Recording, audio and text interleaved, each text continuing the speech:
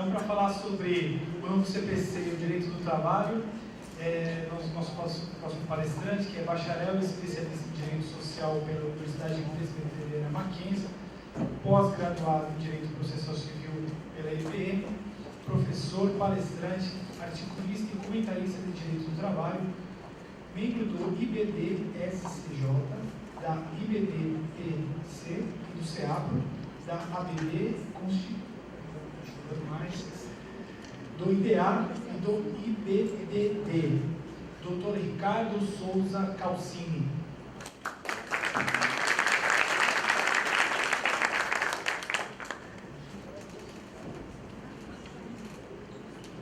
Enquanto o nosso amigo aqui, o auxiliar, tem muita informação, eu queria saber aqui dos presentes, senhores e senhoras, quantos aqui atuam efetivamente na área do direito trabalhista? Levante a mão, por favor. Atuam, estudam, enfim, todos estudam, na verdade, nesse sentido.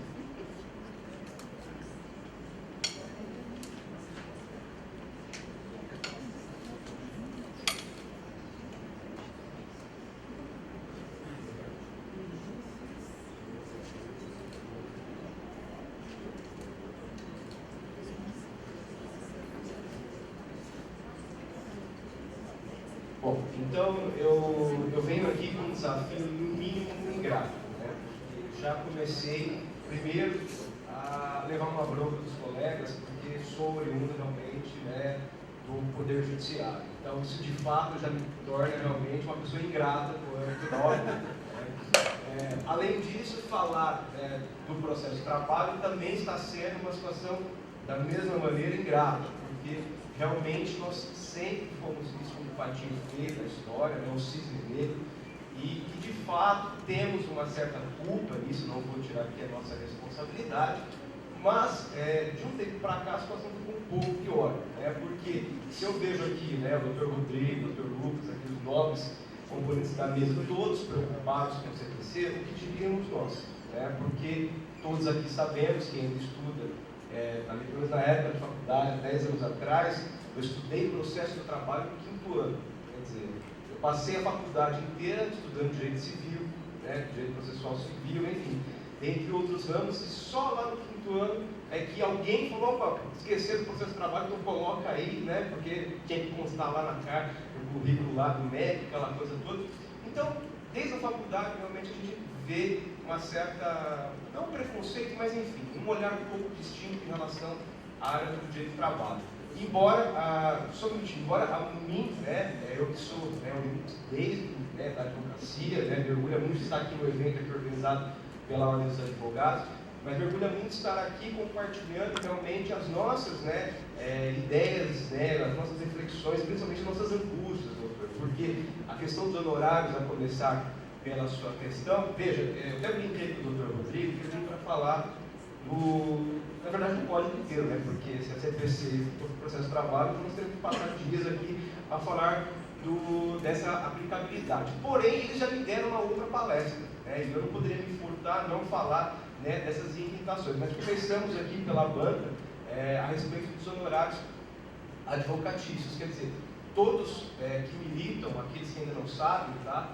Nós temos realmente uma certa restrição em relação à aplicabilidade desse instituto.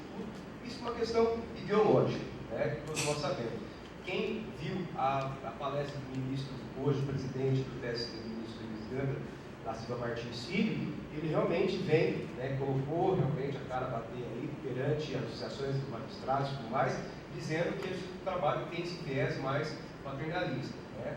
Agora, é claro que a questão dos honorários, ela puxa um pouco por isso, mas há 2 dias atrás, doutor, já tenho de repente uma lei para o senhor. O Tribunal da 4ª Região, lá do Rio Grande do Sul, que sempre foi realmente um tribunal vanguardista, né, diferentemente aqui da 2ª Região que eu faço parte, realmente não só editou uma súmula, né, sobre cabimentos honorários convencionais, como também, dada a quantidade de recursos que estavam chegando ao TST, o que nós fizemos? Né? Nós não, né, os ministros do Tribunal Superior do Trabalho criaram, né, recentemente agora, a questão do recurso de revista repetitivo. Nós não tínhamos esse instituto, tá? Para vocês que atuam na área de direito civil, no modo geral, já é mais comum por conta do recurso especial repetitivo, mas a lei 13.015 de 2014, ela trouxe agora essa inovação. Eu estava 2 semanas no evento corporativo, por isso que eu sinto muita vontade de falar aqui numa plateia bastante heterogênea, cheio de executivo, diretor de empresa, um monte de gente, muito cara feia para mim, porque além de falar de retrabalho, ainda, como disse, né, representante do Poder Judiciário Trabalhista. E aí, na ocasião, eu falei, olha, vocês sabem quantos recursos de revistas, para quem não sabe, recurso de revista seria um recurso especial, que tem no comum, tá? Mas que é direcionado para o Tribunal Superior do Trabalho. Quantos recursos de revistas nós temos, isso já mais de ano? E aí todo mundo ficou aquela situação, né? Eu falei, pois é, se alguém acertar, realmente, eu faço questão de pagar o almoço. E aí começou, né? Tal, isso, tal. E mas passaram muito longe. Por quê? Nós, na verdade, tínhamos 2. Um falando sobre famigerado, divisor de bancário, né? Isso com a força que todos aqui conhecemos para chegar a essa discussão do âmbito do TST. E o outro referente à questão da certidão de antecedentes criminais, que está na ordem do dia hoje, né? Quer dizer, pode ou não pode exigir certidão criminal para a admissão do trabalhador no emprego. Eu até escrevi um texto que saiu no Migalhas na época, com o Júlio do Jota, também tive esse prazer de fazer isso. Quer dizer, qual seria essa situação? Qual é o limite para poder, inclusive, ensejar a questão do cabimento e indenização por danos morais? Mas, enfim, até anteontem nós tínhamos 2, e agora, doutor, graças ao seu pensamento forte, né, nós temos 3, né, justamente por conta dos honorários advocatícios. Né? Então, essa questão, apesar de hoje já estar simulada no TST, súmulas essas de números 219 e 319 do Tribunal Superior do Trabalho, elas são expressas em que sentido? Só cabe honorários advocatícios na justiça do trabalho quando o ente sindical venha a patrocinar a reclamação trabalhista daquele trabalhador. Quem pretende dizer que a categoria, aquele sindicato profissional, atuando como verdadeiro advogado da parte, tá? Ele sim postura então em juízo. Em São Paulo, experiência de mais de 10 anos de trabalho que tenho, posso dizer que é muito difícil isso acontecer. Afinal, quem já esteve na Barra Funda sabe que o caminho do metrô da Barra Funda, né, até ali o fórum famigerado, o fórum do Balau, é meio trucado, porque você pode, de repente, com aquele monte de escritório, né, passar ali, e aí, de repente, já puxam para cá, e falam, opa, você não quer entrar com uma ação, aquela coisa, e todo mundo que era testemunha dele reclamante. A gente é uma brincadeira, mas assim, a gente sabe, né, dessa questão. Então, aqui, dificilmente nós temos, já vi situações, principalmente em casos de substituição processual, que é substituição processual, me desculpe porque assim, dos conceitos, porque eu vejo que temos aqui estudantes. Substituição processual é quando alguém pretende em nome próprio direito de terceiro, tá? Então, essa é a questão clássica que nós vemos no trabalho. Porém, nós não temos sequer assistência, muito menos justo postulante, porque a questão do justo postulante, o que seria? É as próprias partes irem à audiência e, efetivamente, poderem conduzir o processo. Eu vou chegar na questão do Dr. Rodrigo, quando ele falou da questão das perguntas, vai ser interessante isso no processo trabalhista, porque eu fico imaginando o reclamante de um lado e o precoce da empresa do outro. E aí começa a pergunta, né? Qualquer hora vai sair um tapinha de lado, né? Aquela coisa, porque vai ser realmente difícil você conseguir conduzir esse tipo de procedimento, tá? Nessa questão.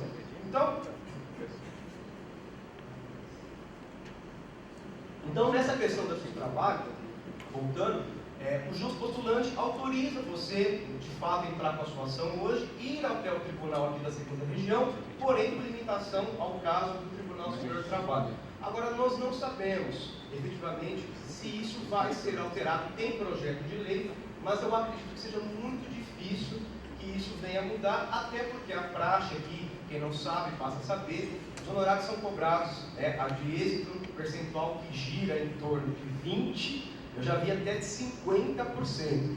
Eu até brinco que, dependendo da situação, é sócio oculto, né? Já leva junto, quer dizer, são 2 reclamantes, né? São 2 exequentes, o advogado e o reclamante. Eu acho uma brincadeira, mas a gente sabe que isso também está por trás dessa resistência de realmente se autorizar a questão dos honorários, tá? Então, mas de qualquer forma fica então esse esclarecimento para o senhor. Então, como eu disse, eu não queria me furtar a discutir, pelo menos em relação aos outros colegas aqui que me antecederam, para falar um pouquinho disso. Afinal, estou aqui no desafio falando sobre todo o código, né? Mas vamos lembrar de alguns pontos importantes. Primeiro, tribunais arbitrais, né?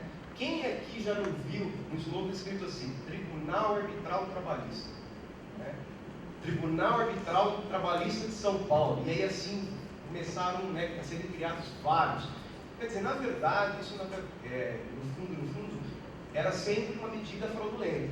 Todos aqui sabemos, quem atua, claro, que a única forma, tá, que não seja judicial de dirimir conflitos passa necessariamente pela Comissão de Conciliação Prévia, que hoje em dia perdeu totalmente o sentido de existir, porque lá na verdade você não se concilia, né? Na verdade existe qualquer outro trabalho que não seja a efetiva conciliação.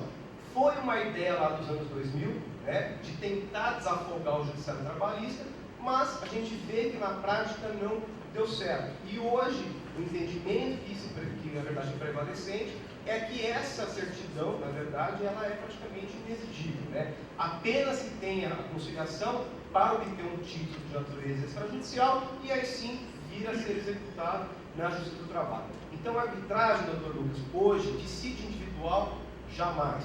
Tentaram alterar agora com a lei recente da arbitragem, mas lá a Dilma, né, como sempre, né, aquele toque, né, sempre, né, polêmico, ela simplesmente vetou essa parte, porque envolveria, na verdade, não todos os trabalhadores, mas tão somente aqueles que estariam numa situação mais privilegiada. Tá? Então, a arbitragem apenas e tão somente dissídio coletivo, que também aqui acaba sendo muito restrito, porque realmente são poucos os colegas que acabam atuando realmente com esse tipo de litígio. Então, nós não temos arbitragem. Ao passo que a questão da conciliação, e quem já fez audiência sabe, né? O juiz não é que ele faz pouco caso da conciliação, ele simplesmente levanta e fala, olha, se vocês não se conciliarem, eu não vou voltar, né? Porque eu preciso que vocês cheguem a um acordo. Afinal, nós temos 13 audiências na pauta. E pergunta ao doutor Rodrigo, como que eu vou colocar 20 minutos entre uma e outra, que pior, aí quando chega aquela instrução do banco, né, aí arrebenta tudo. Quer dizer, aí o cara que já estava, né, já tinha perdido o emprego e tal, aquela situação, ele fala, o que eu estou fazendo aqui? É purgatório, aquela coisa, então fica inviável, né? Já de antemão já estou respondendo uma questão que essa nova novidade aqui trazida pelo CPC, ela não será aplicada com toda certeza ao processo trabalhista, porque quem acaba controlando um pouco a questão de pauta é as corregedorias, né, dos tribunais, de modo que nós não teremos essa situação, doutor Rodrigo, infelizmente ou não, né? Além disso, a questão da mediação, quer dizer, mais uma vez, restrita ao âmbito do direito coletivo, mas a gente sabe que na prática, quem já fez audiência trabalhista, sabe que na verdade o assistente, já fez assistente na época, né, ele que na verdade coordena toda ali aquela questão para que as partes possam chegar à conciliação efetivamente, ou seja, o juiz, lógico que ele atua, mas geralmente ele atua na mesa dele, na mesa do assistente, na mesa da secretaria, até naquela mesa não está esperando, monta outra ali, senta todo mundo e acaba todo mundo ali sendo obrigado a se conciliar. Ali estaria a mediação efetivamente sendo cumprida. E eu anotei aqui que o senhor falou, né, desses centros consensuais de conflito. Na verdade, o CNJ já disse que para o trabalho não existe isso. É interessante pensar, né? Quem não sabe a composição do CNJ, ela é bem heterogênea, vem de todos os ramos do Poder Judiciário, dentre eles também do Poder Judiciário Trabalhista. Só que já disseram, olha, para vocês não vale, né? Como também para vocês houve um corte orçamentário de 30%, para vocês houve um corte de 90% de investimento, o pessoal está até preocupado se vai receber salário a partir do mês que vem, mas enfim. Então isso denota um pouco do desprezo que nós, né, a Justiça do Trabalho, vem enfrentando mais recentemente. Mas sem dúvida nenhuma seria uma ótima oportunidade de aplicar realmente esses centros de conciliação, né, já que nós temos as semanas temáticas que o CNJ coloca, mas não nesse viés aqui que o senhor coloca. Então é bastante interessante essa questão.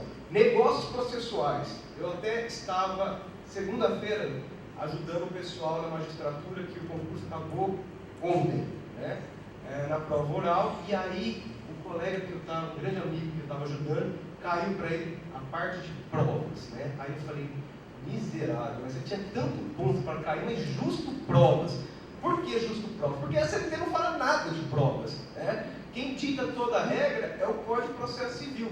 E pior, na banca estavam, né, o então ministro Pedro Paulo e um grande advogado, conhecido, né, conhecido de todos, o professor Estevão Malê da São Francisco, que é um emérito processualista.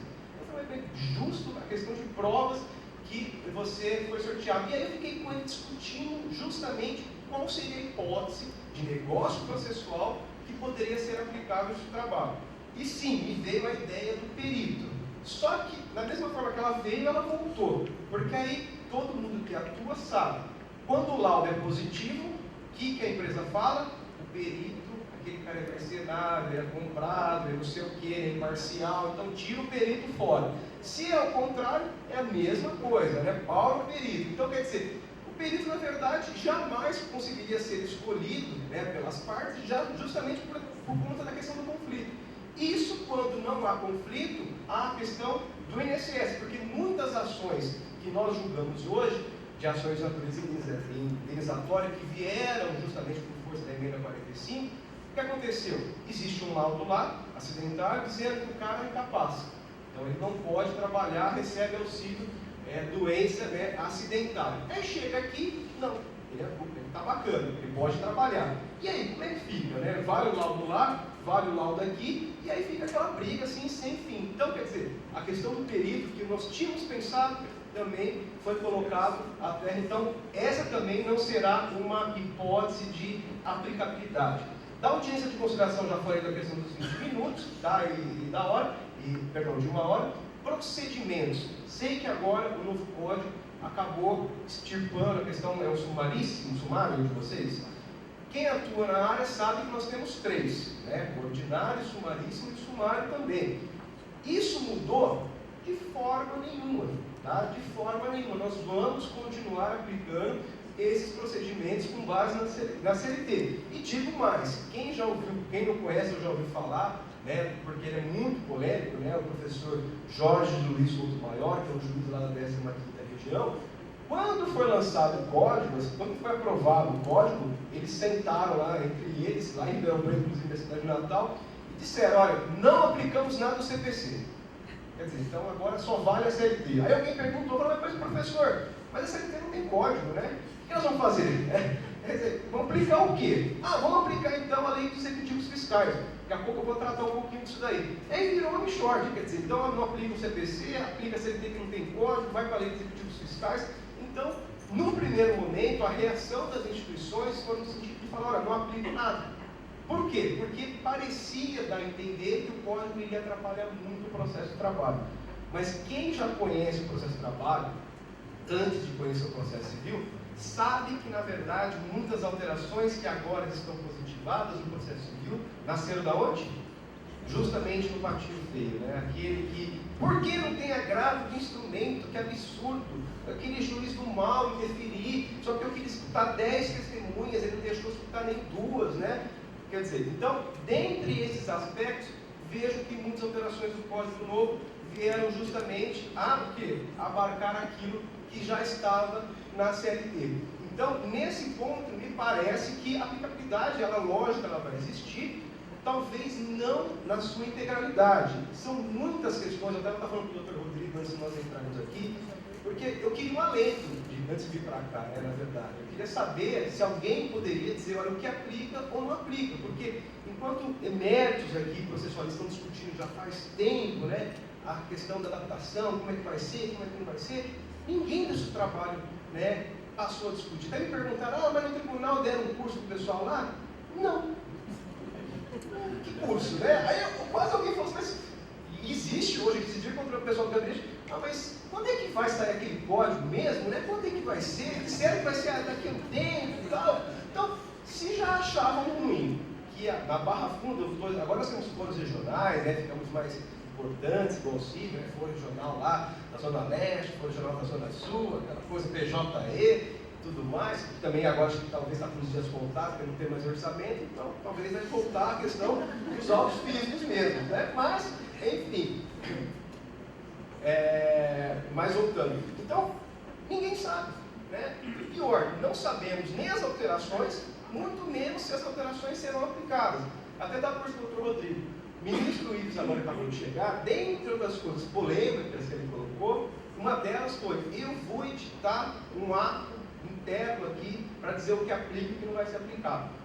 Olha, eu acho que assim, talvez indo dele fica mais difícil, porque ele já está tão combatido pelas entidades de classe, porque defendeu realmente o negociado versus o legislado, acabou aí realmente defendendo muitas questões que são contra o viés ideológico do trabalho. Mas se ele realmente editar esse ato, vai ser uma beleza. Por quê? Na época da emenda 45, quem é mais antigo como eu, que tem as entradas aqui, vai se lembrar que tem uma instrução normativa do TST, que na época disse: olha, quando migrar esse monte de coisa que ninguém queria julgar mais, né, mandar para o trabalho, não vai julgar não, manda para lá, porque deixa que eles estão sem serviço, né, então põe mais um pouco, né? Então, na época soltaram a instrução normativa. E queira ou não, essa instrução, até hoje ela é aplicada e realmente acaba dando um norte para nós, inclusive em relação à questão dos honorários advocatícios. Então, a questão é: será que vai sair? Eu acho que tem pouco tempo para sair. E aí o que vai acontecer na prática? Aquilo que o pessoal já não achava bacana vai ficar pior. Dizem, né, as más línguas, que cada juiz do trabalho tem seu código. Eu diria agora que não é só o código que ele tem, né? Ele vai ter realmente um armamento na mão, que ele vai poder fazer o que ele quiser. É porque nós não temos realmente uma disciplina lógica sobre isso. Quem está acompanhando no Congresso, vai sair uma alteração para colocar o TST como um órgão efetivamente, né, de culpa, apesar de sempre foi, mas do ponto de vista funcional ele lá não estava. E aí o pessoal fala: mas é uma bobeira, né? Para quê, né? Aquela coisa de vaidade, colocar o TST lá como órgão de culpa funcionalmente. Mas a verdade que está por trás disso, que ninguém percebeu, poucos falam, é que talvez aí nós vamos conseguir controlar um pouquinho dos juízes, né? Mão pesada, juízes, né, que são vermelhinhos. Por quê? Porque se houver essa questão funcional do TST, o que vai naturalmente caber em relação àquela decisão do mal que foi contra a empresa? Reclamação. Então, aí está o grande, né, pulo do gato. E aí, claro que isso aumenta a importância da jurisprudência do Tribunal Superior do Trabalho de ditar exatamente qual será a norma aplicável ou não. Porque, na verdade, o que acontece é exatamente isso hoje. O famigerado 475J, todo mundo gostaria de aplicar isso no trabalho, começou aquela coisa, todas as ações hoje têm 475J, veio o TST e falou: olha, não aplica. Assim como o 475O, que trata da execução provisória também. Quer dizer, então quem vai acabar ditando o que vai ser aplicado ou não, será o Tribunal Superior do Trabalho. Não pelo recurso de revista repetitiva, porque 3 não vão fazer, né, fazer cócega para ninguém. Mas principalmente por conta das orientações e súmulas que hoje o Tribunal, na verdade, já possui. E aquilo que até então não era vinculante, muito provavelmente passará a ser. Porque, do contrário, meus amigos, nós vamos realmente ficar numa situação de limbo. Nós não saberemos se vai aplicar ou não o Código de Processo Civil. E só o TST vai poder realmente dar essa orientação para nós. Então vejam que é muito complexo, não dá para poder tirar aqui algumas ideias prontas. A questão do despacho auxiliador que o doutor Rodrigo falou, né? Quem já não foi prejudicado por um juiz do mal, como sempre diz, de ter invertido a ordem, né? De ter invertido a questão ali da ordem do julgamento. Quer dizer, olha, chegou lá na hora de sentença, era para poder dar procedente, mas ele inverteu o ônus da prova ali na sentença mesmo, e aí condenou ou rejeitou o pedido. Né? Isso, inclusive, foi objeto de questão aqui na magistratura moral. O professor Estevão Malê brigou muito com o candidato nessa questão. O que o senhor faria a partir do dia 18, quando o processo chegar na sua mão? E nós, aqui quem não sabe, nós não temos despacho sancionador. A reclamação trabalhista ela é automática, né? A do PJ, da mesma forma que ela entra, ela fica lá no sistema e por lá, né, não permanece. Não há contato do juiz e também de nenhuma das partes. Então, quando é que o juiz vai fixar provas? Em audiência. Na verdade, em audiência é que tudo vai acontecer. até a questão dessa audiência conciliatória inaugural seria muito bem-vinda, doutor Rodrigo, se ela realmente existisse. Nós temos, alguns juízes aplicam aquela chamada audiência inicial, né? Que aí a parte vem, tenta compor, só que aí é uma medida extremamente bacana.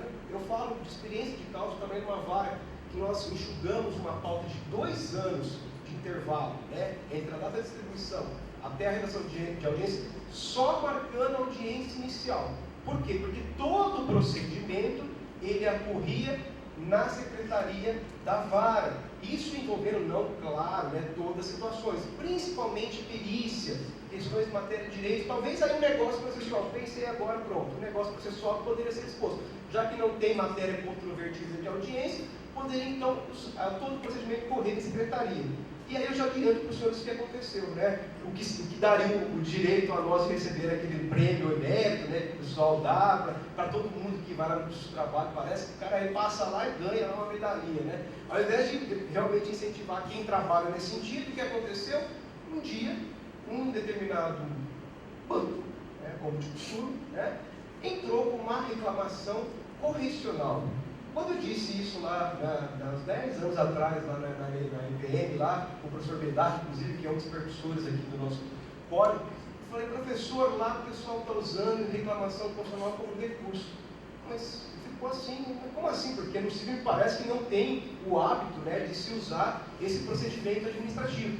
Porque o pessoal tem inúmeros recursos para poder combater uma decisão. Mas não, no seu trabalho não. Se o cara não gosta da decisão do juiz, como não é recorrido de imediato, por força do princípio que nós adotamos, então ele entra com reclamação correcional.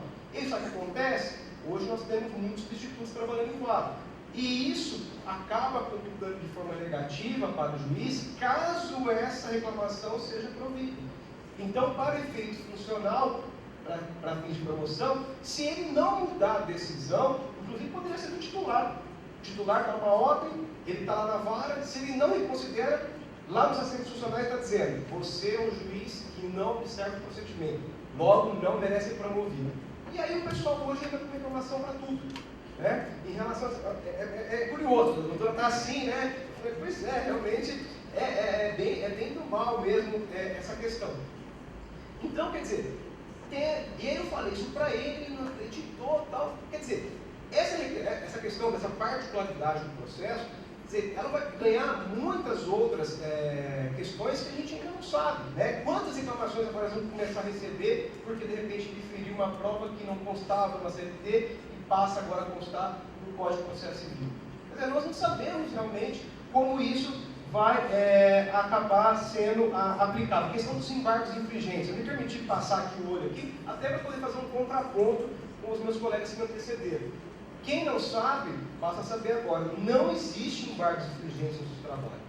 Ainda tem um colega que vem do civil, eu sei disso, né? Por isso que a gente brinca, né? Quem atua na trabalhista, né, puro, e quem acaba atuando em mais de uma área. Mas cansamos de receber embargos infringentes.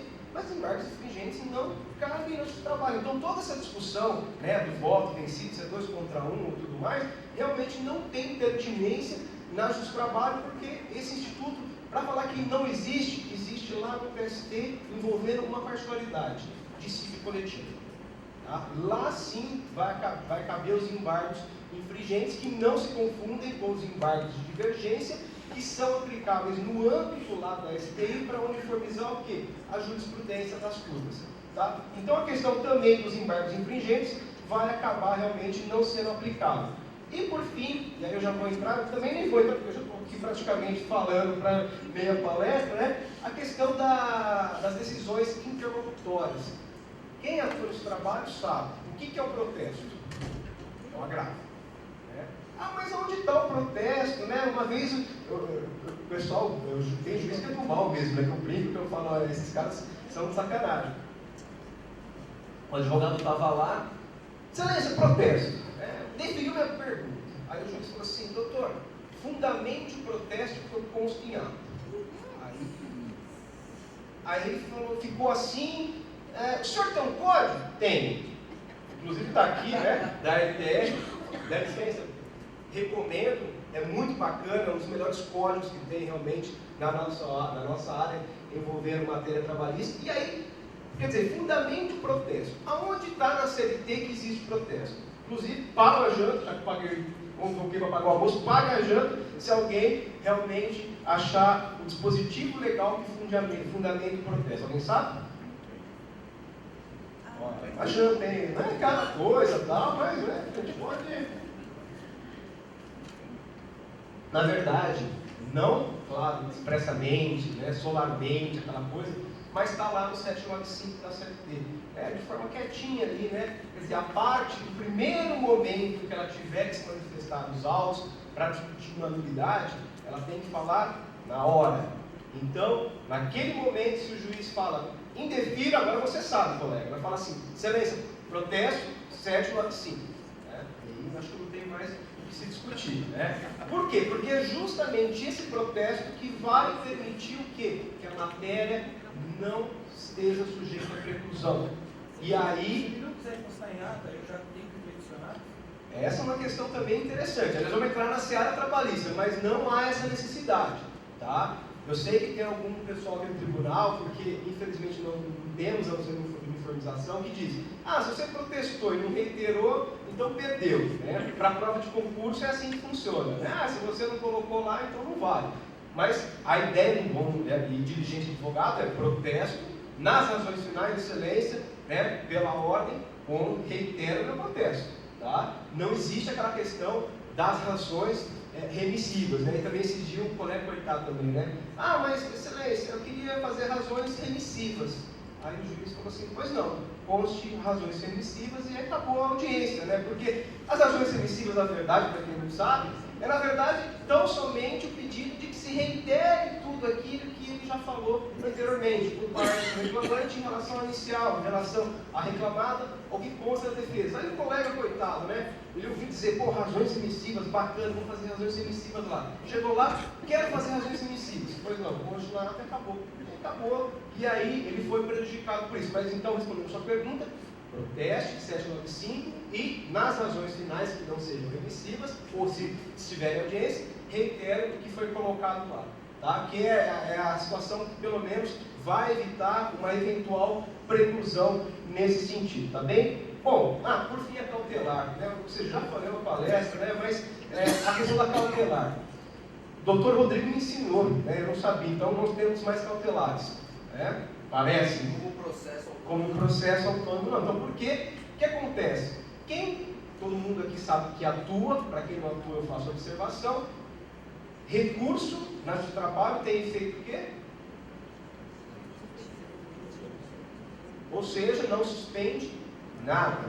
E aí o pessoal do cível fica bravo com a gente, porque a decisão do juiz lá do doutor Sotomayor, a partir do momento que ela é publicada, quer dizer, pronto, vai fechar a empresa, porque é multa e manda prender e todo mundo e tal, e tem hora online e vai não sei aonde. Por quê? Porque nós não temos, via de regra, a questão do efeito suspensivo do recurso.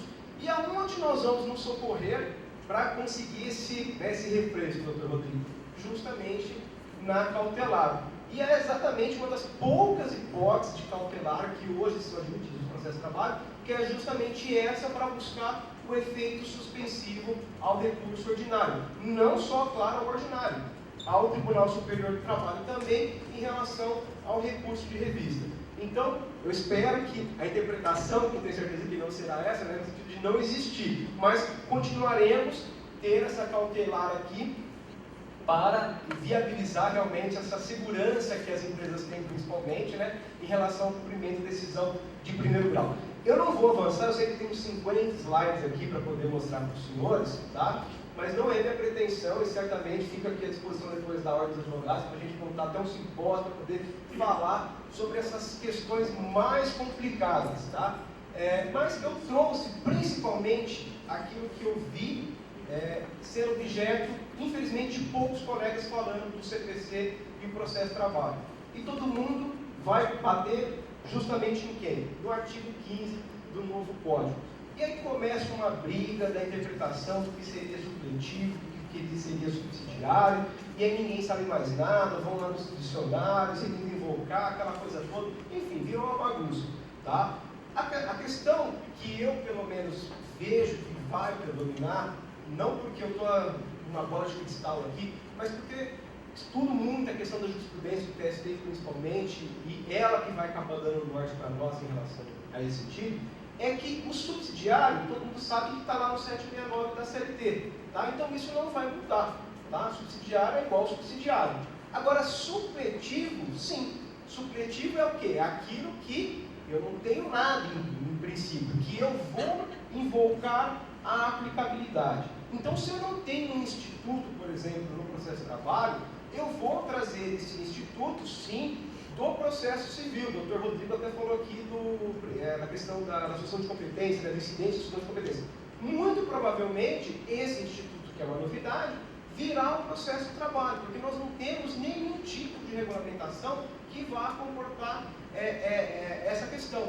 Então, o que é subsidiário é aquilo que, ainda que vagamente, a gente sabe que a CLT realmente é só uma compilação, ela vai dispor de uma forma bem geral, ou às vezes bem periférica. Eu vou entrar um pouquinho, mas já adiantar um pouco do horário, porque ninguém merece, doutor, chegar numa sexta-feira, e a mulher estava aqui, enquanto falava com o colega, dizendo, olha, se você não voltar hoje, depois das 10, eu vou ter aula 3 horas seguidas gravando, e ela falou, você não vai dormir em casa. Então, assim, para não correr na mesma sanção dos amigos aqui, eu vou já até adiantar algumas questões, para tratar, por exemplo, a questão da rescisória.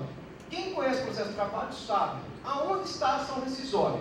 Está lá no artigo 836 da CLT. E a ação rescisória vai falar o quê? Aplica a ação rescisória no processo de trabalho, com exceção de um ponto, que o depósito é de 20%, que nós aqui colocamos. Fora isso, não temos nada de ação rescisória no processo de trabalho. E até foi interessante também, compartilhar isso com o Dr. Rodrigo na sala de vir para cá, quando fazia lá a especialização, um dos seminários que a gente faz, eu peguei um ponto de ação rescisória. Aí um monte de direito, um cara feio para mim, eu lá encolhidinho, patinho feio, fui falar de ação rescisória. Trouxe o 836 e falei, bom, terminei, porque não tem mais o que falar. E aí você veio aqui para falar do 836 e tal, eu falei, não, de legislação é só o 836. Aí eu comecei a passar páginas e páginas falando do quê? De OJs e súmulas do Tribunal Superior do Trabalho, tratando justamente do Código de Processo Civil. E lá vai estar toda a disciplina necessária para que nós possamos adotar realmente esse instituto. Tanto que, recentemente, o professor Cássio Capela Bueno esteve lá no tribunal, justamente para tratar de ação rescisória, porque ninguém sabe a respeito de como é que vai isso ficar nos trabalhos. E lá, na verdade, ele já apontou que muitas das súmulas e OJs do TST já estão superadas, muito mais em relação, por exemplo, do STJ, porque eu sei que o Código acabou, encampando muitas das decisões já dos tribunais superiores, mas o TST foi esquecido nessa parte, como sempre, claro. Então, muitas dessas OJs e súmulas vão deixar de existir.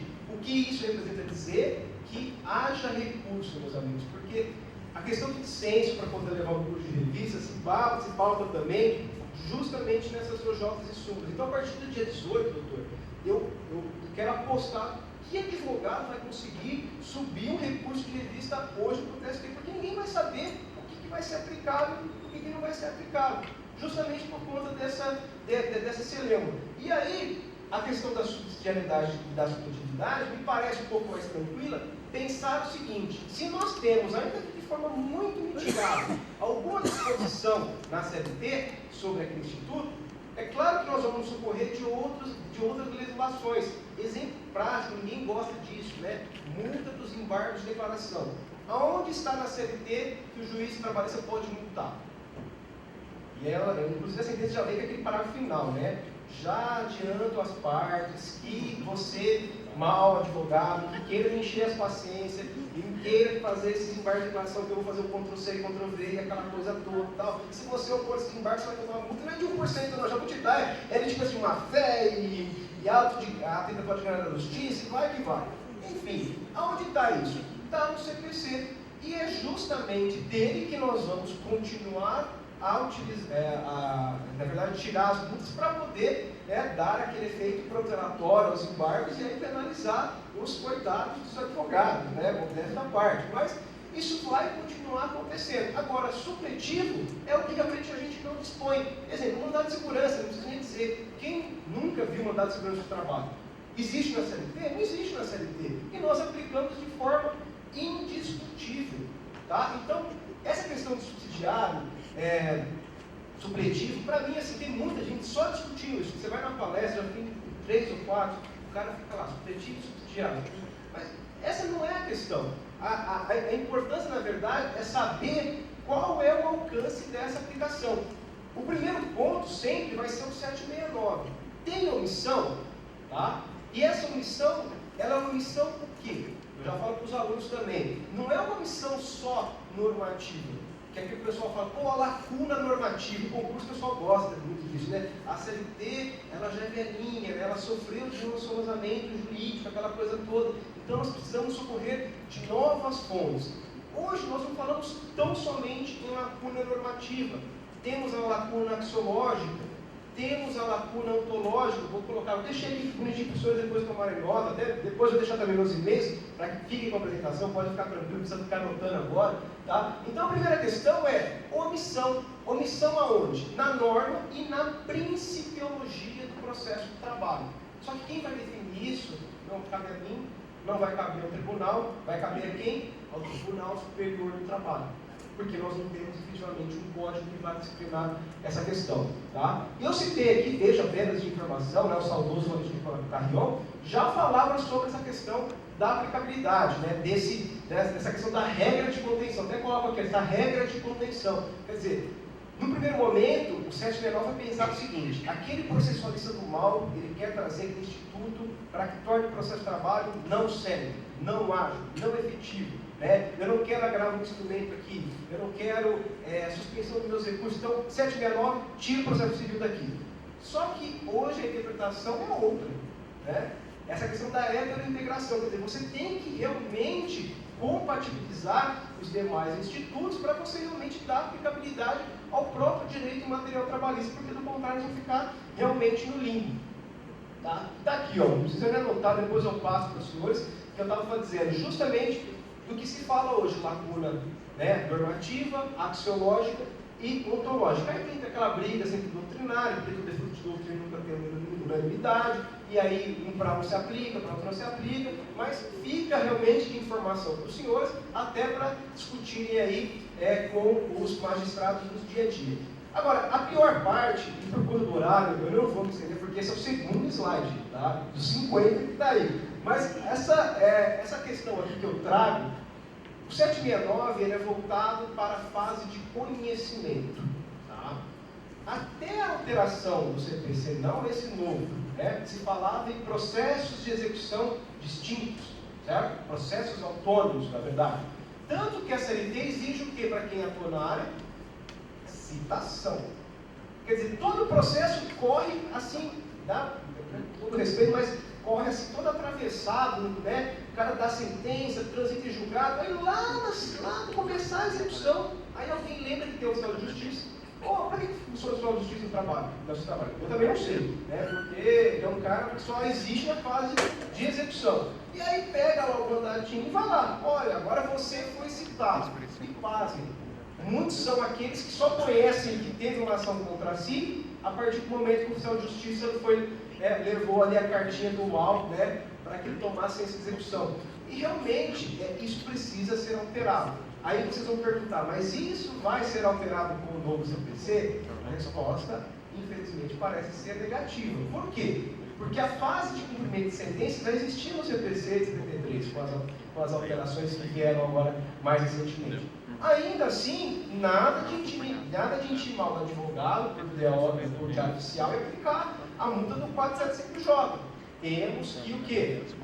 Citar o devedor lá pessoalmente. Então, essa é uma questão na fase de cumprimento que vai criar o pior problema que esse trabalho pode ter. Se vocês conferirem esse artigo 889, ele fala expressamente na fase de execução, aplica-se o que? Subsidiariamente, está escrito CPC lá? Não.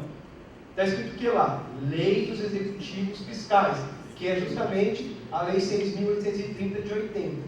Ou seja, muito provavelmente, tudo que for uma inovação que sairá do dia a dia do seu trabalho, a tendência é que eles não vão aplicar. Por quê? Porque existe realmente esse entendimento mais corporativista, vamos colocar assim, tá? De se aplicar bem aquilo que gosta, né? Daquilo que não gosta, não vou aplicar. Está aqui, ó, os informativos do TST. Inclusive, faço menção aos colegas, quem está estudando, quem é já da área. O Dr. Rodrigo falou da questão da força dos precedentes. Eu até dei uma entrevista recentemente falando justamente disso. O advogado hoje trabalhista, além de saber a CLT, o novo Código de Processo Civil, a lei dos incentivos fiscais, enfim, aí, né, vamos até, né, vamos perder de vista, né? Ele vai ter que conhecer a jurisprudência. Quem sabe o jovem estudo de cabeça é só concurseiro, que eu sei, né? Porque nós, como professores de concurso do curso FAB, ainda fico lá relendo sempre para poder ver se a gente não esquece. Mas mesmo assim é muito difícil. Mas fora as súmulas e as UJs, o que acontece? Os precedentes dos informativos. Muita gente não conhece. Alguém não conhecia esses informativos? É muito pouco divulgado. Está lá no site da TST. Isso, na verdade, criou-se um projeto aqui de São Paulo, tá? O informativo de execução, que está ali, inclusive, número 5, ele é projeto, na verdade, que saiu da vara do Dr. Humberto Batista. Quem conhece o Dr. Humberto Batista, que é um exímio juiz, um excelente professor, livre-docente lá da São Francisco, e um cara assim que é um dos mais renomados hoje para falar do Código de Processo Civil. Ele que trouxe, por iniciativa do tribunal daqui, os informativos em execução, porque o TST, na verdade, quase não julga execução, na verdade não julga nada, né? Essa é a verdade. Os ministros, tudo aplica a súmula 126, não conheço porque matéria é fática, é igual ao súmula número 7 do STJ, né? Mas lá não, lá o cara dá um jeito de não conhecer, e com essa lei 13.015 agora ficou pior, porque o advogado tem que fazer uma malabarismo para poder subir recurso de revista, que acabou virando um contrassenso. Então ele tem que saber dos informativos. Por que dos informativos? Todos eles são frutos de decisões da STI 1 e 2 do TST e da STC. Por quê? Eu vejo essa diferença de tribunais, doutores, entre o STJ e o TST. No STJ, eu leio todo dia aquela missão do professor, né? Informativo do STJ, do TST, sei lá onde, um monte de coisa. Eu vejo que há uma certa congruência. O Dr. Rodrigo disse que não, né? Que o ministro julga às vezes um dia está bem, às vezes ele disse que não está tão bem. Mas no seu trabalho, né, e eu vou citar aqui um dos ministros, porque é de ordem de conhecimento de todos, né? Ministro Cláudio Brandão. O ministro Cláudio Brandão, um baiano, um cara muito bacana, esteve inclusive agora no congresso aqui que nós tivemos esse trabalho. Ele foi o relator, quem não viu, certamente ouviu dizer, daquele precedente do IPCAE. Todos aqui devem pelo menos ter ouvido falar, ou seja, débitos da Justiça do Trabalho não serão mais corrigidos pela TR. Aí todo mundo falou, ótimo, agora não faço mais apoio. Certo? Teve empresas, tem um amigo advogado, minha mulher advogada, falou assim, agora enrolou. Porque ele não só mandou aplicar o IPCAE, como disse, vale desde 2009. Quem é SA, né, não preciso nem dizer que a questão do contingenciamento, até por força de lei, virou, o cara não sabia o que fazer. Quer dizer, e aí? Quer dizer, o débito, segundo alguns peritos, chegava a ser acrescido de 30% a 40%. Tá, em relação ao débito principal. Então, muita gente não queria mais fazer acordo, queria deixar a coisa caminhar. Então, eu estou citando, é claro, gosto muito, um cara extremamente inteligente, o ministro Cláudio Brandão, porque ele realmente sai fora da curva, né? E soltou essa decisão, tudo bem, foi uma decisão plenária do TST, inclusive foi uma das poucas vezes que nós tivemos o amicus curiae, está aqui na exposição. Amicus curiae, já adianto, será aplicável ao processo de trabalho, tá? Principalmente envolvendo causas, né, dessa questão, dessa natureza. Então, aquelas ações civis públicas, provavelmente o juiz da vara vai ter que aceitar realmente a questão do amicus curiae. No TST, foi uma das poucas vezes que a gente viu isso, porque a Ordem dos Advogados foi lá sustentar, o antigo presidente, nesse sentido.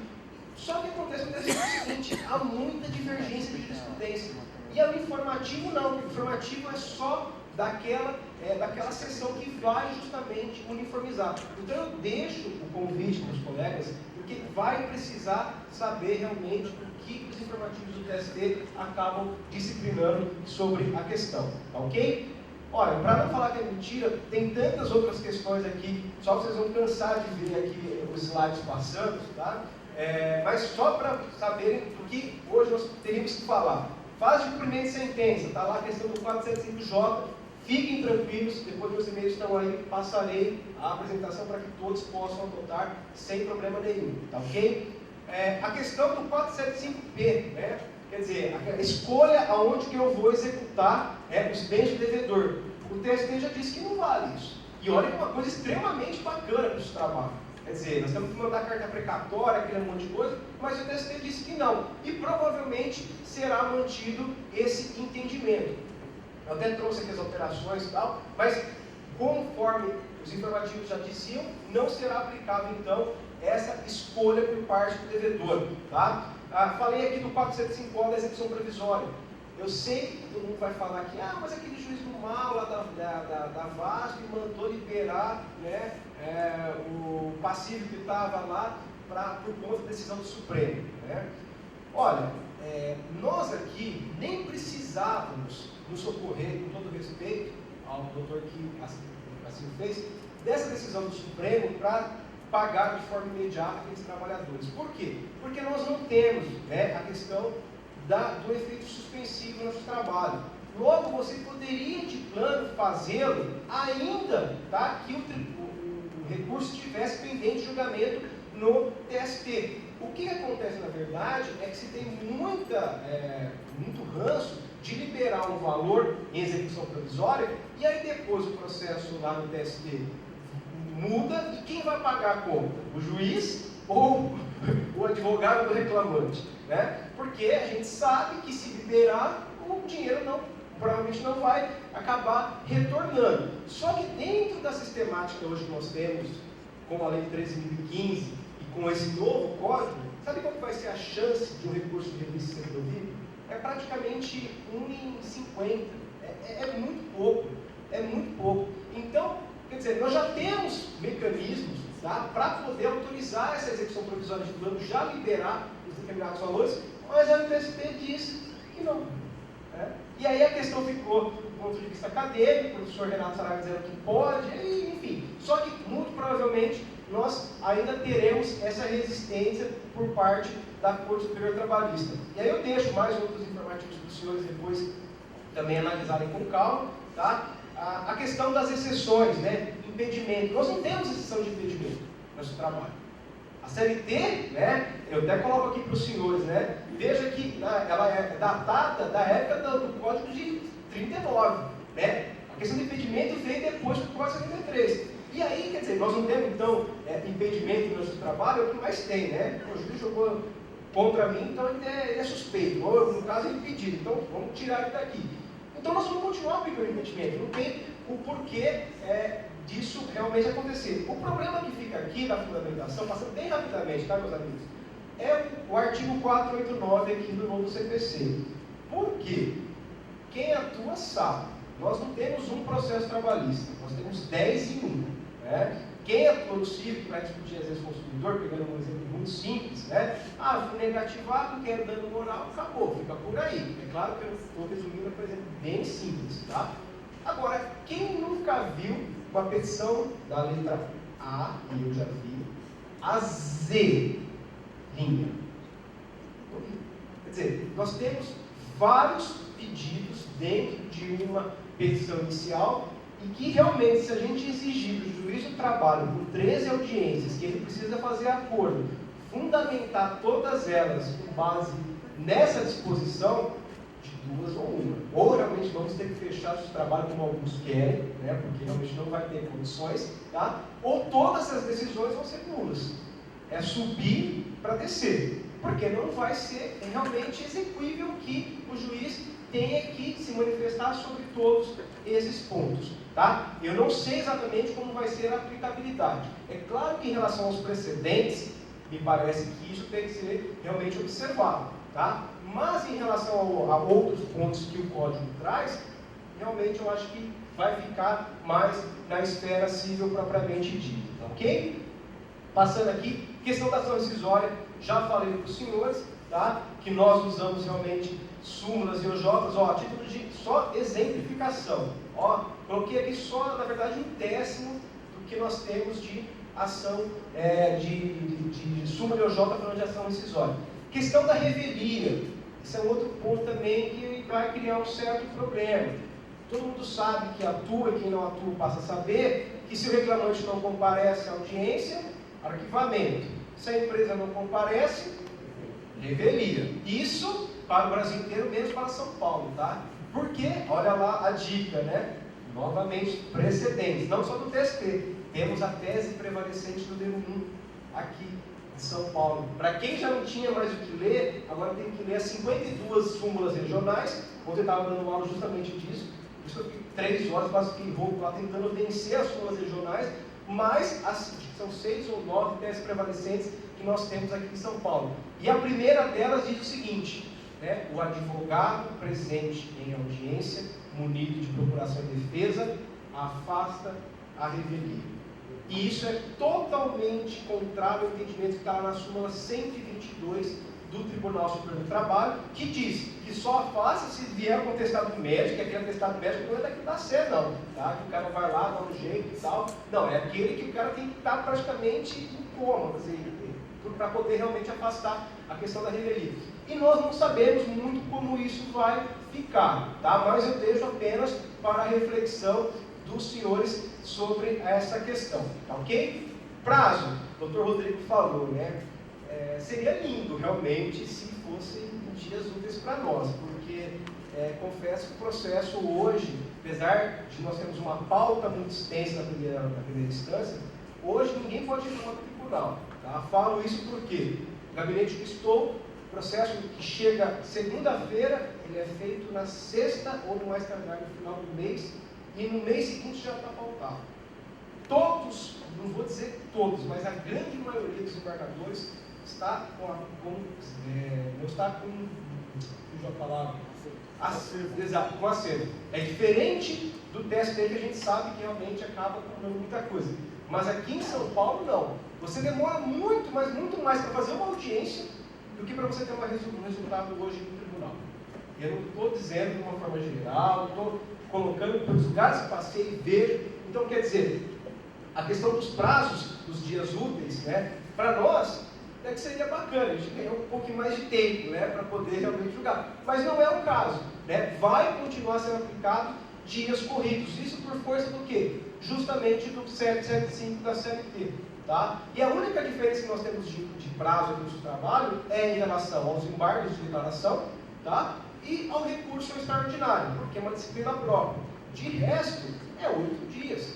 Tá? E aí ninguém vai realmente perder prazo em relação a isso. Tá? Mesmo a questão do litisconsórcio, doutor Rodrigo, nós não temos essa questão do prazo ser diferenciado, tá? Justamente por conta da celeridade e da efetividade que o processo trabalhista vem trabalhando nos últimos tempos. Então, mesmo que tenha, e é muito comum, é difícil ter hoje reclamante em empresa A. Geralmente é reclamante, empresa A, B, C, D, e vai todo mundo. Tá? Se tivéssemos então essa questão, né, do litisconsórcio, quer dizer, o processo nunca andaria. Então, a questão dos dias úteis, isso realmente não vai pegar nosso trabalho, tá bom? Eu deixo aqui essas novas questões aqui trazidas pelo novo código, principalmente a questão do recesso forense, do dia 20 ou do dia 20, né? 20 de dezembro a 20 de janeiro. Quem conseguiu hoje não, quem conseguiu aqui no tribunal esse recesso conforme diz o novo código foi a Associação dos Advogados, que nesse, inclusive, quero cumprimentar, porque nós sempre aplicamos a lei federal, que é do dia 20 de dezembro ao dia 6 de janeiro. Agora, pode ser, não quer dizer que vai acontecer, mas pode ser que nós venhamos, por força regimental, provavelmente, tá, a dizer que o prazo, então, vai ficar suspenso do dia 20 ao do dia 20. Tá? O professor Delore não está aqui presente, mas acho que foi ele que escreveu um texto do Jota, falando que esse recesso é benéfico para quem? Né? Ele até colocou de uma forma muito crítica a respeito dessa questão do recesso. Para nós e para os juízes, né, quer dizer, é inócuo, vamos ser bem sinceros, porque, quem não sabe, o juiz tem férias de 60 dias. Tá? Muitos não trabalham de sexta-feira Basta chegar na barra funda que vocês vão comprovar o que eu estou a dizer. No tribunal, então, a depender da situação, tem que marcar, ele só vem a cada, não sei quantos dias. Se vocês derem mais ainda uns dias para eles, quer dizer, aí vai virar a farra do boi, Então, eu acho que é um preço justo na advocacia, até por conta, realmente, todo mundo merece o descanso, mas no processo trabalhista nós vamos ter mais atraso por conta aí dessa novidade, tá? Prova. E aí é famigerado o ponto do nosso amigo lá do oral, Quer dizer, o maldito amigo que caiu nesse ponto. Olha o que diz a CLT. A prova compete a quem alega. Acabou. Então, vamos encerrar, vamos embora, porque já falou de tudo sobre prova no processo trabalhista. Isso é verdade? É verdade não, Nós socorremos, na verdade, de tudo que está no processo civil para realmente dar aplicabilidade, ao direito material trabalhista. E a principal novidade, isso eu gostei muito, doutor Rodrigo, foi a questão da distribuição do ônus de prova dinâmica, que na verdade nasceu lá, parece na Argentina, o Peirano, o grande juiz Peirano, que trouxe essa ideia dessa carga dinâmica do ônus probatório. Isso é muito bacana. Inclusive, não por força de lei, o TST já vem aplicando. Quem sabe ou já passou por isso, a súmula 443 do TST diz o quê? Dispensa discriminatória. Quem tem que ter o ônus de provar? A empresa. Ah, mas o reclamante não é ele que alegou que ele foi dispensado de forma discriminatória. O TST disse ao contrário. Disse que, na verdade, quem tem que fazer a prova de que ele não foi realmente discriminado é a empresa. Esse é um de vários exemplos que a Justiça do Trabalho já vem aplicando a questão dessa dinâmica da prova. O problema que fica, o doutor Rodrigo já colocou, é quando nós vamos estabelecer isso. Por quê? O professor esteve uma lei lá na arguição do oral, virou para o candidato e falou assim, doutor, e aí? É regra de julgamento ou é regra de instrução? Quer dizer que o senhor vai chegar lá e vai falar assim, você não provou logo o juízo procedente, o seu pedido? Nós não sabemos exatamente como isso vai acontecer. Tá? O ideal, o advogado que já está aqui acompanhando a nossa exposição, é que ele já esteja atento lá naquela audiência e proteste, lá no 795, por favor, dizendo, excelência, neste caso, por força aqui do novo Código de Processo Civil, é cabível a questão do ônus e eu gostaria que o senhor já fixasse isso em audiência, tá? Para dizer aquilo que a empresa tem que provar e aquilo que na verdade vai ficar sob a minha responsabilidade.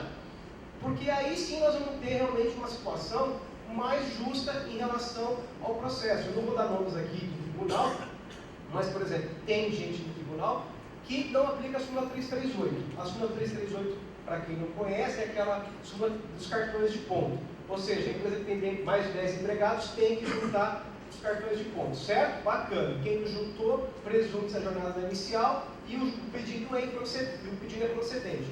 Legal. Aí o advogado que está lá na sala de audiência vê que a empresa não juntou, o que ele faz?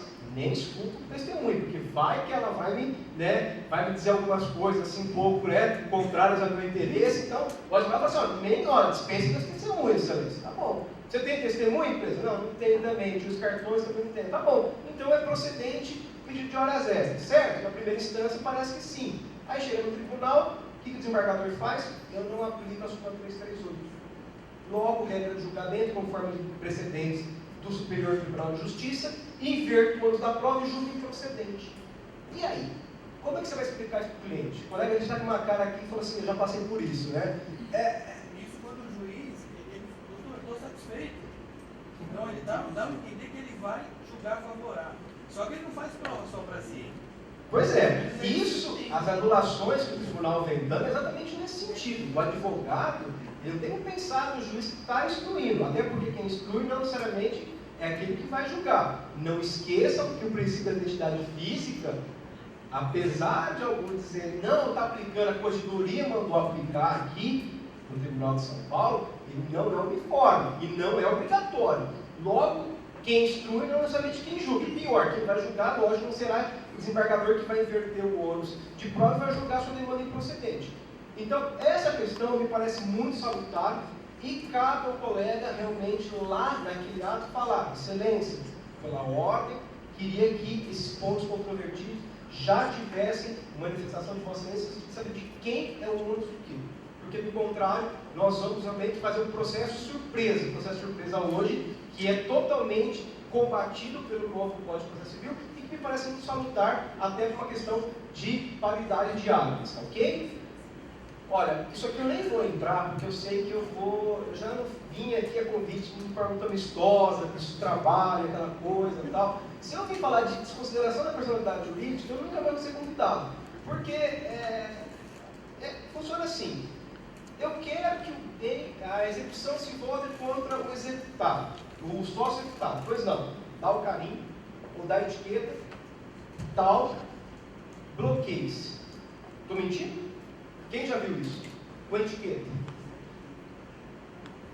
É de plano, é de praxe.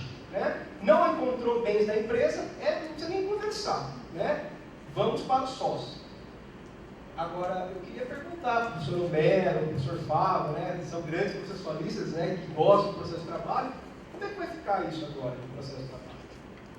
Será que nós vamos respeitar? E olha, nós não temos nada na CLT, mais uma vez, aonde nós socorremos? Código de Defesa do Consumidor, lá no artigo 28, parágrafo 5º, que vai tratar justamente a teoria menor, porque a teoria maior está lá no Código Civil, que exige alguns requisitos, lá no artigo 50. Agora, com esse incidente, o que será que vai acontecer? Isso é uma dúvida cruel, né, eu diria. Eu acho que não vai mudar nada, para ser bem sincero. O pessoal vai continuar, porque fazer etiqueta é mais fácil do que realmente julgar. Né? Mas, se assim não fosse, porque o incidente prevê dentro das questões que o sócio já participe desde a fase inicial. Estou errado, doutor Rodrigo? Quer dizer, então vai ter empresa A, B, C, D, sócio A', B', C', quer dizer, a sala de audiência vai virar um auditório aqui para a gente realmente discutir quem vai ser responsável por quê. Muito provavelmente, não estou fechando aqui as portas, talvez esse instituto não será aplicado. Mas por que eu não fecho as portas 100%? Justamente por conta desse último parágrafo, deixa eu pegar aqui, que é o parágrafo 2º, na verdade, do artigo 133, que trata da desconsideração da personalidade jurídica, da desconsideração inversa, que nós já aplicamos por força doutrinária, ou seja, a empresa que na verdade socorre dos sócios, né, para poder, enfim, esconder o seu patrimônio. Nós já aplicamos isso. Aí a pergunta vai ficar, mas se eu aplicar só em parte, só aquele artigo lá, tal, o resto, não vai aplicar? E se aplicar, como é que vai ficar o processamento? Aí vai aplicar todo o código? Quer dizer, vai virar uma mixórdia, como diz o doutor Homero, né? Que ninguém sabe o que vai efetivamente acontecer, tá? Mas, de qualquer forma, essa consolidação da corregedoria, da consolidação dos provimentos da corregedoria da Justiça do Trabalho, ela vai dispor, ela já existe, tá? E ela, na verdade, traz algumas ideias interessantes que vão ao encontro do novo Código de Processo Civil. No sentido de que, olha, se você colocou um sócio no polo passivo, tá? Então antes de autuar justamente o processo, porque do contrário, quem hoje faz transação imobiliária, a primeira coisa que pede é o quê? Certidão da Justiça do Trabalho. Eu até assessorei minha avó, tadinha, 85 anos, vai ter a primeira casa dela agora, é aniversário dela, e a gente fez essa parte do funcionamento de buscar as certidões, né, nos lugares competentes. E aí, coincidentemente, nós temos um amigo tabelião que justamente me disse, segundo ele, eu não sabia, que hoje há uma lei, no ano passado, que os tabeliões são obrigados a exigir tão somente as certidões trabalhistas. Parece, não sei se isso procede. Quer dizer, olha o tamanho da responsabilidade que nós temos em mãos em relação à questão do sócio. Tá? E detalhe, quem sabe atua, fraude à execução, fraude a credores, alguém me diz onde está na CLT, que já leva a nossa CLT da Etérea neste momento. Aonde está isso? Existe. Nós importamos no Código Civil, que é a fraude contra credores. E a outra nós importamos de onde? Código de Processo Civil. Tá? Então, quer dizer, nós vamos continuar a utilizar esses institutos? Não tenha dúvida que sim. Tá? Mas, de que forma? Essa é uma dúvida. Talvez a consolidação vai ser alterada para dar um norte para nós. Mas a gente ainda não sabe em relação ao que vai acontecer. Uma mente escura eu deixei aqui, mas só para dizer que será realmente aplicado, mas não tem tanta aí polêmica. estão aqui, tá cheio de informação, da mulher que atua na área da tecnologia, ela fala assim, mas que esse monte de coisa aí que você coloca e tal, porque nós vivemos uma área digital, né? Era do PJE. Eu brinco que alunos hoje, o pessoal, ao invés de mandar e-mail, é WhatsApp, é Hangout, é o Google Plus, é o LinkedIn, enfim. Então a gente deixa para todo mundo, todos os gostos, né? Para quem gosta de um, não gosta de outro e tal. Que dizendo o seguinte, eu estou à disposição, tá, para a gente conversar. Passei muito rapidamente aqui na minha fala, mais porque eu gostaria, me perdoem de ter fazer esse contraponto com os colegas que me antecederam, mas eu achei necessário realmente trazer uma visão até mais ampla, e graças a você, né, minha palestra não ficaram tão curta, né, pelo contrário, né, teria que dar uma forçada na barra, mas assim, eu vou disponibilizar para vocês, fico à disposição. Quero agradecer muito a Ordem dos Advogados, que para mim é um prazer, eu que fui advogado, né, não posso mais por questão de atividade no estatuto, mas estar aqui no ano de faculdade, que 10 anos deixei, realmente é muito prazeroso, e para falar de um tema que para mim muito me agrada, e que eu espero que eu traga para os senhores, não aquela questão do patinho feio, né, do cisne negro que veio aqui as línguas dizer, esse cara é do mal, não quer que aplique. Não, para que a gente possa pensar em conjunto. E como eu prometi, daqui a pouco correndo, senão eu não vou chegar em casa, termino e agradecendo mais do que nunca a atenção de todos. Muito obrigado, boa noite.